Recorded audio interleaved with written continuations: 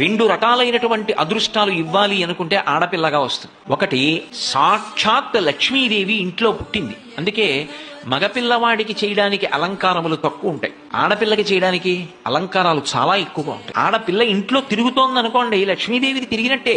ఒకటి, ఆ పిల్ల పుట్టిన వేళ, ఆ పిల్ల తిరిగిన వేళ సాక్షాత్ లక్ష్మీదేవి ఇంటికి వచ్చిందని గుర్తు. రెండు, ఆడపిల్ల పుట్టింది అంటే ఆ పిల్లని ఎక్కడికి చేరుస్తున్నారు? ఎవరో ఓ పేరున్న వాడికి కాదు ఇస్తున్నది, సాక్షాత్ నారాయణ స్వరూపాయ వరాయ.